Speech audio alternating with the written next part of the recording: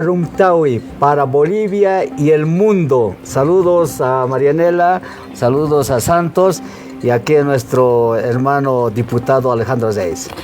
Claro que sí, cómo no darle la bienvenida a nuestro parlamentario, nuestro diputado Zeyes. Bienvenido al programa, diputado.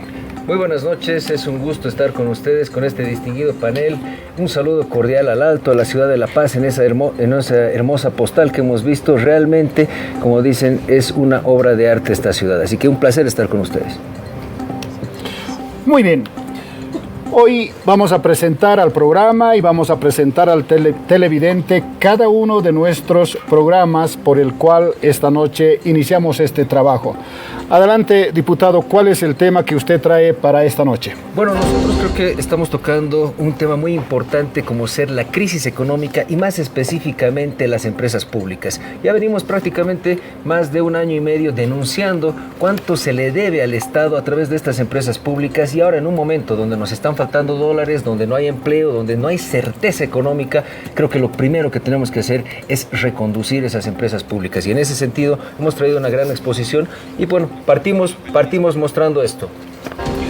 Rafael, ¿cuál es el tema que traes al programa? Hoy has denunciado al procurador.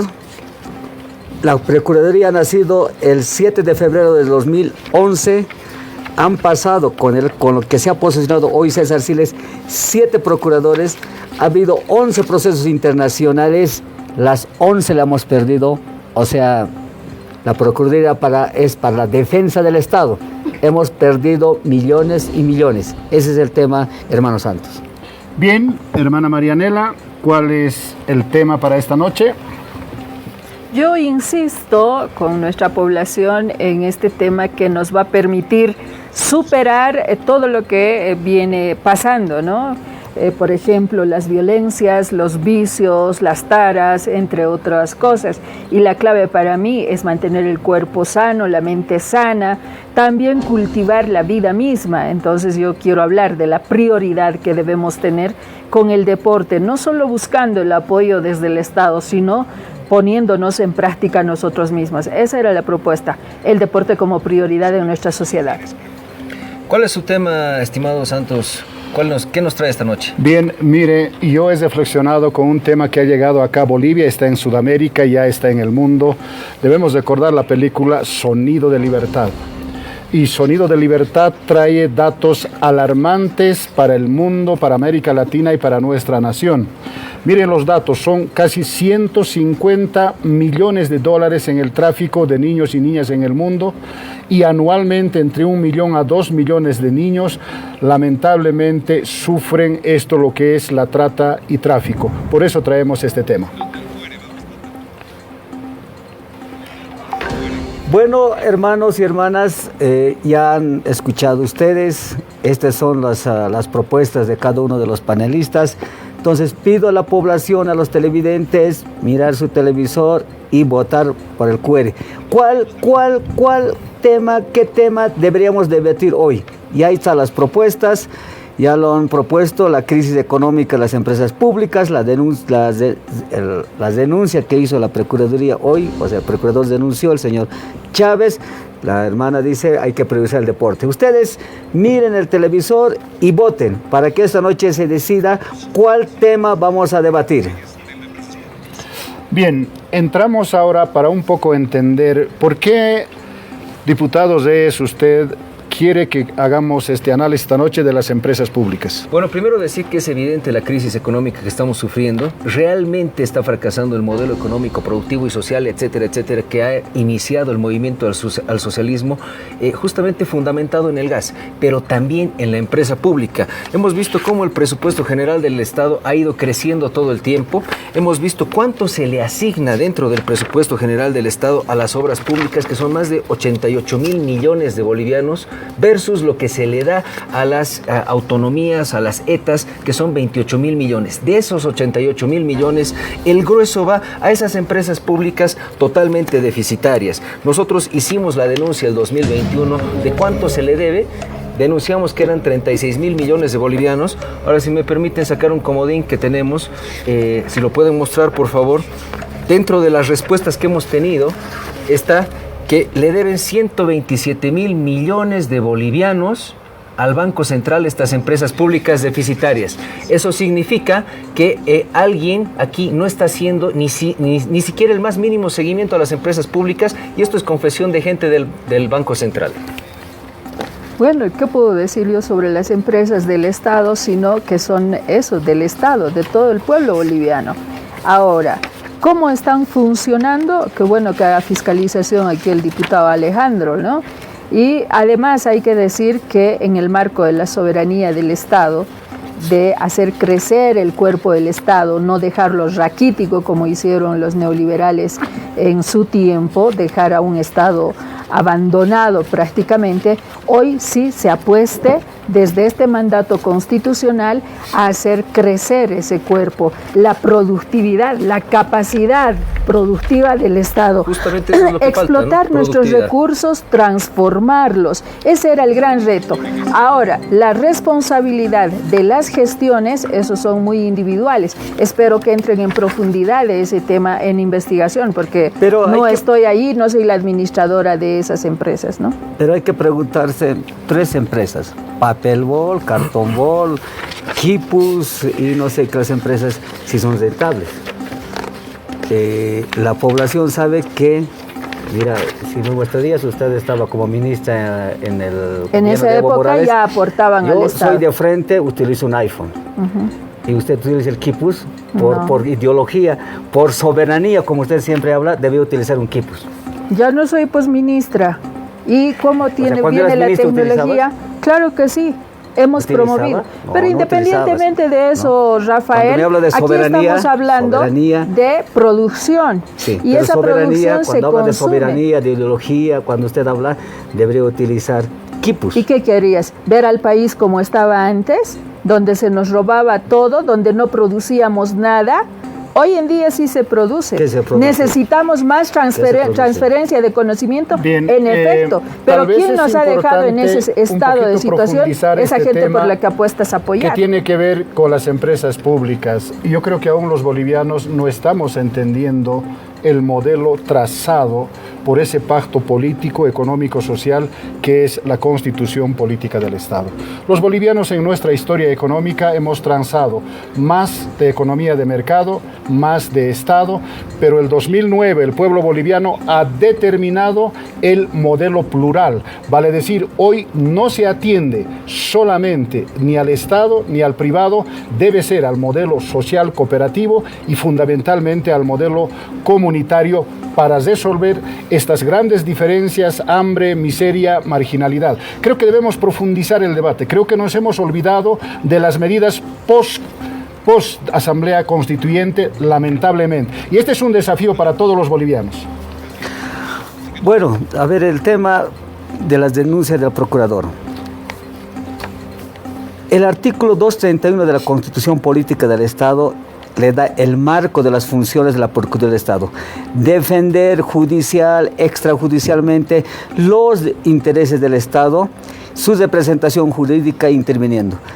Ustedes, hermanos, hermanas, saben que parte de esos procesos que ha defendido son 11 procesos de la Procuraduría. 1, 2. También eran parte de la defensa del tema del mar.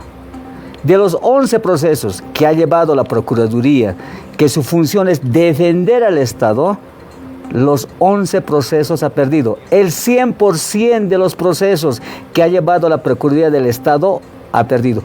Ojalá que ese nuevo procurador que hoy ha sido posesionado, como ha dicho, se ponga las pilas y de verdad cumpla las funciones que le da la Constitución Política del Estado. Complementando lo que dice Rafael, claro, creo que el gasto ha sido pues prácticamente 800 millones en pérdidas al Estado, casi más de 1.000 millones en pérdidas anuales, lo que significa una nefasta defensa del Estado. Aquí necesitamos una auditoría más que clara, inmediata y oportuna, que tenga transparencia y que pueda rendir cuentas. El ex procurador no solamente ha hecho política con el cargo, sino que claramente ha producido la mayor vergüenza de la defensa del Estado. Y como decía Rafael, nos han hecho creer que estábamos ganando cuando estábamos perdiendo. O sea, el hecho de que teníamos que pagar 100 millones y solamente tengamos que pagar 60 millones no es un triunfo, es una pérdida, perder ganando.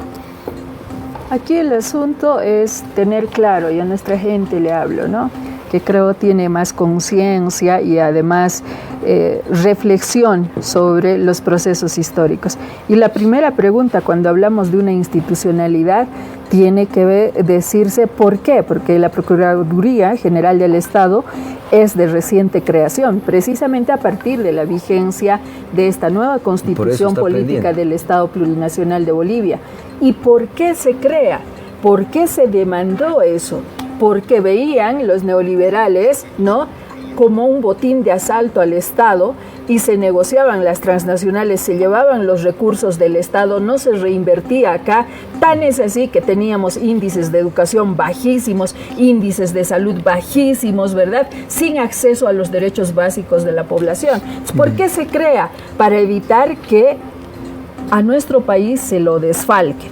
Ahora, ese propósito grande, constitucionalizado en las gestiones y administraciones, ¿qué es lo que ha pasado? ¿Qué resultados tiene? Ahí yo les hago recuerdo también de que cualquier comisión de delito y la responsabilidad cuando uno es autoridad es intuito persona. Entonces acá no se puede achacar a todo un sistema del Estado porque ha sido un gran logro del pueblo. Hay un tema que debemos ir aclarando como consecuencia de los temas que esta noche la gente está votando, y este tema de la Procuraduría, a mí me gustaría un poco reflexionar, digamos, ¿no? Hay un modelo que fue sin procurador y hay un modelo con procurador. Y creo que ambos escenarios lamentablemente tienen algo de positivo y algo de negativo, pero el país creo que sigue todavía perdiendo. Yo me centraría en esta carta que el ex procurador presentó ante el presidente y le dijo: tengo la confianza en dejar una oficina plenamente saneada y enrumbada. Pero luego señala que por cuestiones exclusivamente de convicción y de militancia, ¿no es cierto?, reafirma o dice su compromiso y abandona el cargo. Esto preocupa porque significa algo está pasando ahí, o sea, hay otros intereses que no habían sido el Estado, que no había sido el interés de la Procuraduría, sino intereses políticos le permiten a alguien decir: yo prefiero retirarme porque voy a bajar a las bases. Entonces creo que es importante entender esto. Ahora, dejemos al nuevo procurador que tenga este reto, porque escuchamos también en el momento de posesión, él colocó en bien claro la defensa intra-Estado y la defensa para el exterior del Estado. Seguramente habrá un tiempo en el que nos va a dar una oportunidad.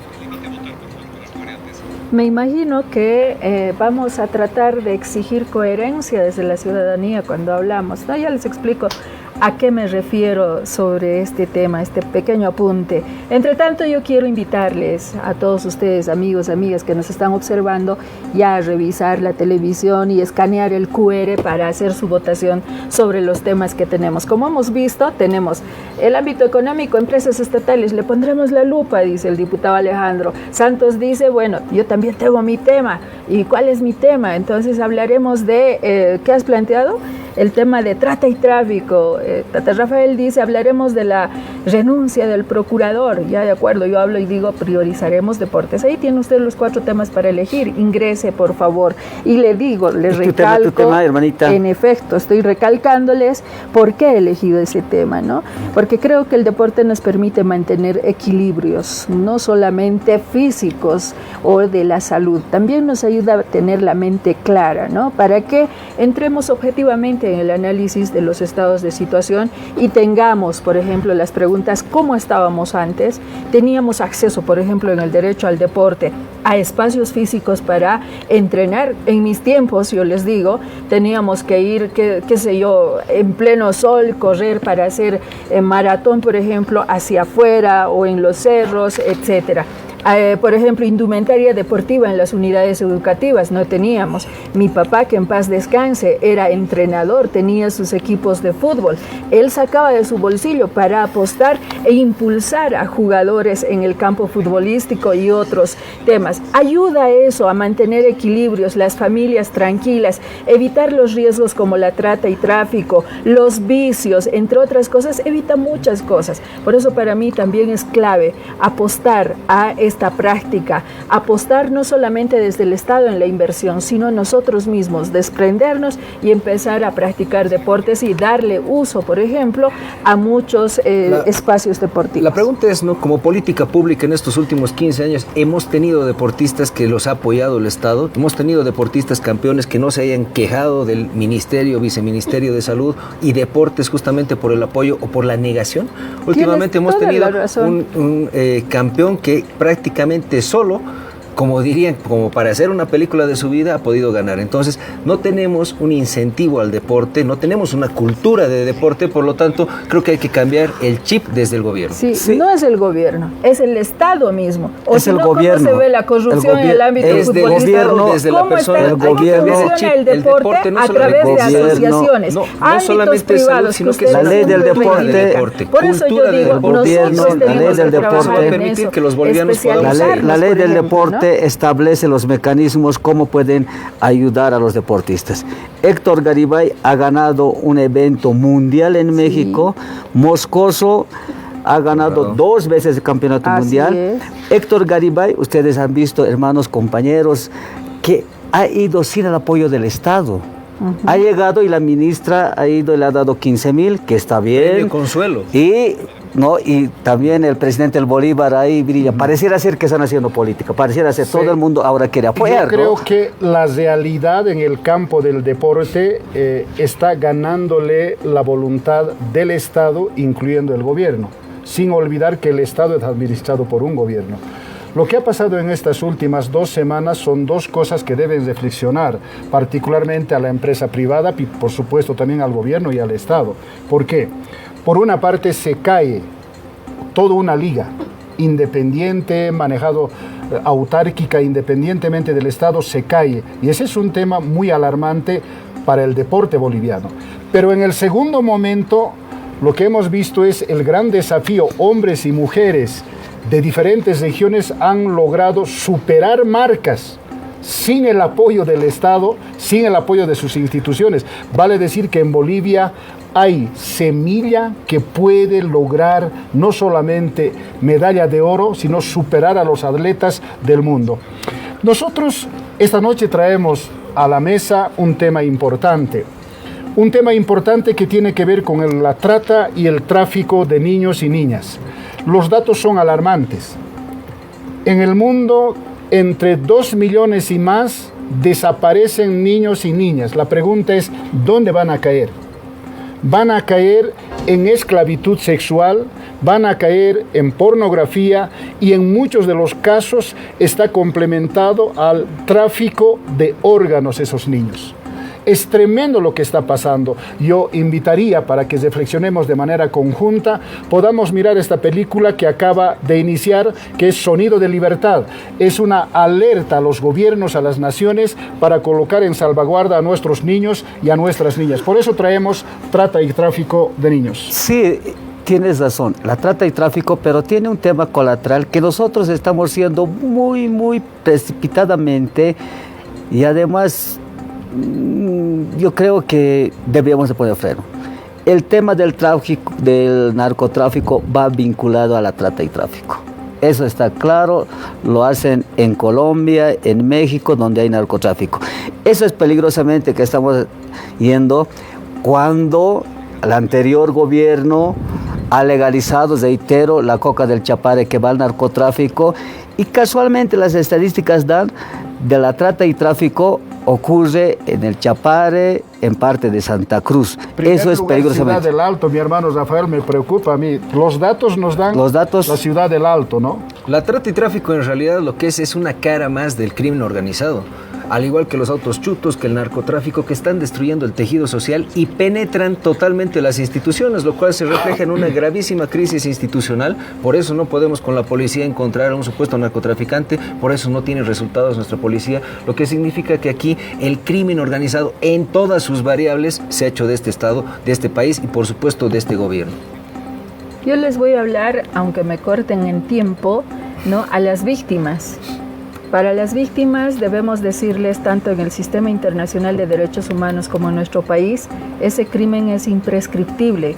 Si hoy están siendo víctimas, hoy no pueden denunciar, no importa cuánto tiempo pase, ustedes tienen para denunciar cuando estén preparados y preparadas. Y hay un otro mecanismo más que como Bolivia hemos incorporado, se llama la protección de testigos, se llama también el cambio de residencia y todo un mecanismo de protección que existe al respecto.